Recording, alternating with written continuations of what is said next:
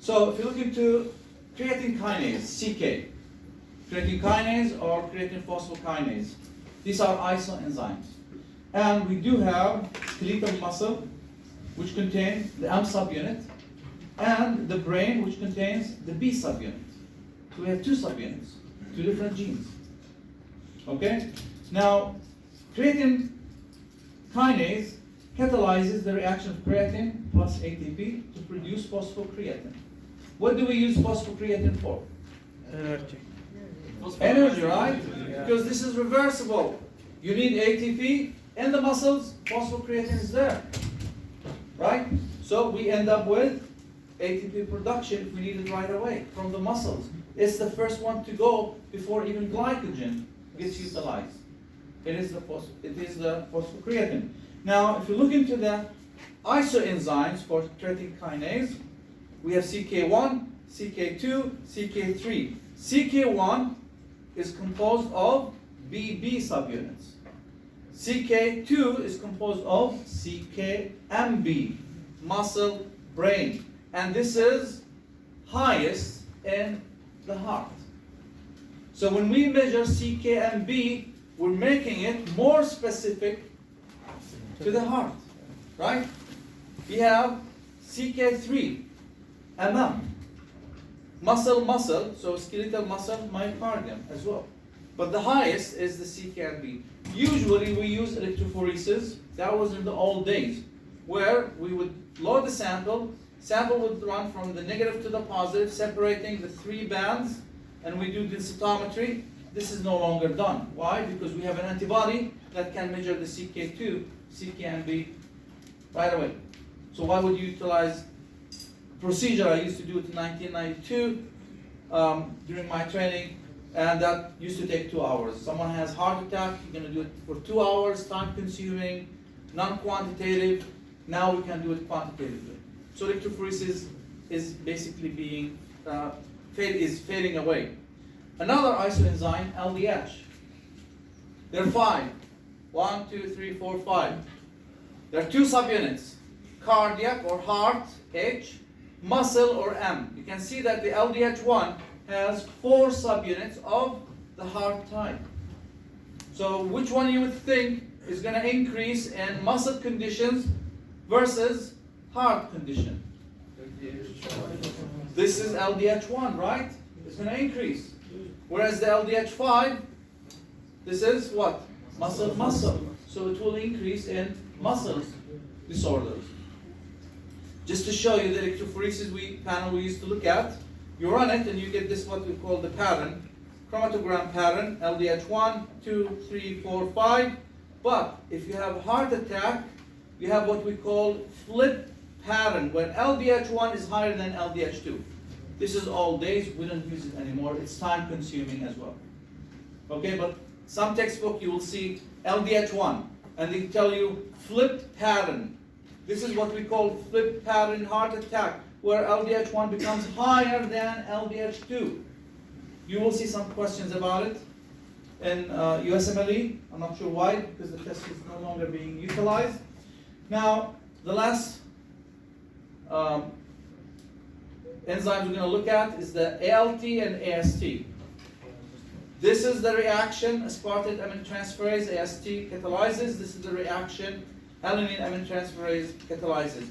The whole idea of this slide is just to show you that ALT, AST are increased in liver disease. However, ALT is more specific than AST for liver conditions. Why? Because AST can increase in other conditions other than liver diseases. Are we clear about it? Okay, so I want to look into myocardial infarction. What are the best tests that we could use to diagnose myocardial infarction? This is just an example of how we could utilize diagnostic enzymology. Well, we need high sensitivity. We already know what sensitivity, right? So we need enzymes that are present in the myocardium at high levels, and they would be released into circulation. At the same time, do you want them fast in terms of being released into circulation? You want them fast, right? We want to diagnose heart attacks right away, so we want their levels to increase pretty quick. At the same time, we need specificity. I gave you example. Not that it is an enzyme. In terms of myocardial infarction, we have the troponin I.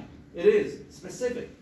Again, my cardiologist, oh, troponin I is not increased, that's not a heart attack. Because we know it's specific. And it is absent in non-myocardial tissue. So if you find that CKMB is high, but troponin I is not high, then most likely it's not a heart attack. Okay? At the same time, we do need to look into assays that are quick and easy to run. Clinical characteristics, basically, we need to see if these markers or this profile could influence therapy. And we're going to take an example.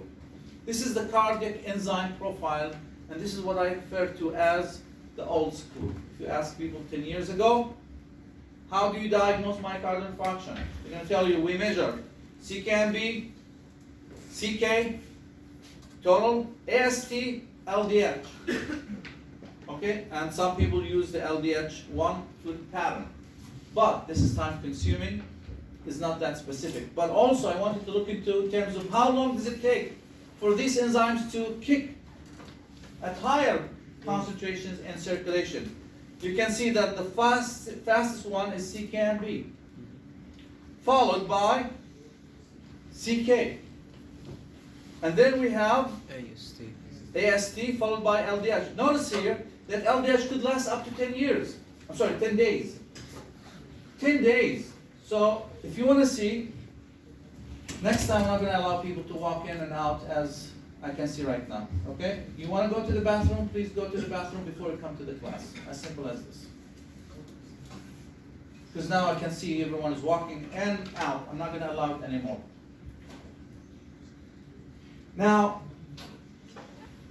if we have a door in the back, I wouldn't mind, but what I'm seeing is that this is all distracting to the students, and this is not going to happen under my watch. As simple as this. So, if you want to see if someone has a heart attack, would you, after 10 days, now here's my question. If you want to see someone had reinfarction, which enzyme you would use to see if the person had reinfarction? If he had? If someone just had a reinfarction, got reinfarction. CKMB. Why? Because in 2 days it's back to normal.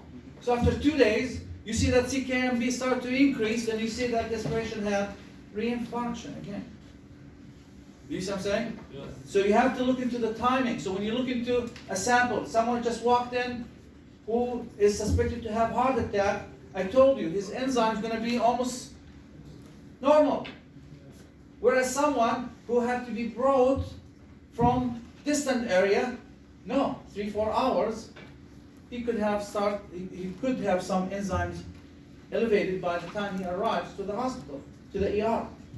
You see what I'm saying? So you have to know the timing so you could interpret his data, otherwise it's going to be chaotic because enzymes are going to be up and down and you don't know what's going on. This is the new school.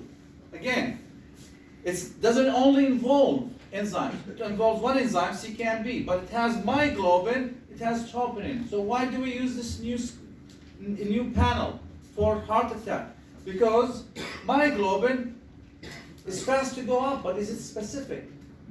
No, but it's sensitive. Right? Yeah. But it goes down within 24 hours.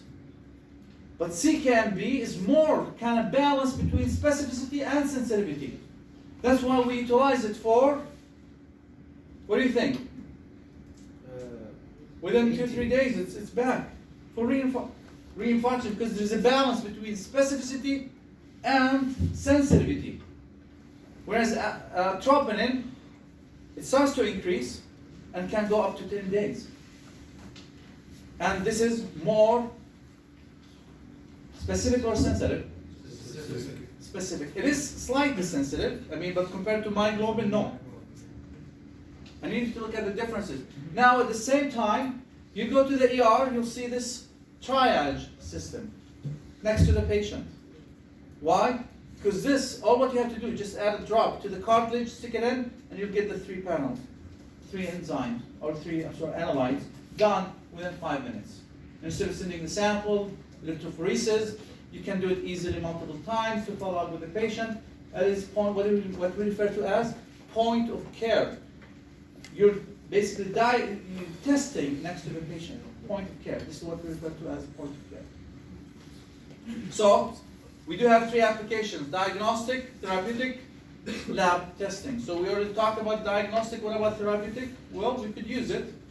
Examples I just gave you: streptokinase, urokinase, and tissue plasminogen activator. What are these? We use it for heart attack patients if we want to dissolve the clot. So plasminogen gets activated to plasmin, which activates, basically, which leads to break down the fibrin clot into low molecular weight soluble products. This is an application. These are enzymes for therapeutic applications. What about asparaginase? It could be used for the treatment of leukemia. Trypsin and lipase could be used for treatment of pancreatic insufficiency. Finally, lab application that we use enzymes. Some of you already did PCR. Which enzyme we use? Tag polymerase, right? Which is DNA polymerase, but it's thermostable. So we use it for lab testing as well. So PCR is an application. Restriction, digestion, you already did. If you've done the PCR RFLP, you digested the sample, right? What you did is basically part of what we refer to as paternity testing. It's the same, but multiple restriction digestion. So we do have the DNA analysis techniques, restriction endonucleases, which some of you did in the lab, DNA polymerase, PCR, and DNA ligase. We didn't. Just linked two things we haven't talked about. I just want to show you some examples. I'm not going to get into the details. Estimation of concentration of analytes. You have substances. You want to measure the concentration. You can add enzyme, basically, to this to see how much substances we have. This will lead to a product that we can measure. Finally, ELISA technique that we will do in the second lab, which we said HIV ELISA technique, where we have sandwich technique. I think that most of you now hopefully know that ELISA is not a beautiful woman. It is a technique that we detect a lot of proteins and so on. We will be doing it in the lab as well. Okay? Yeah. Any questions?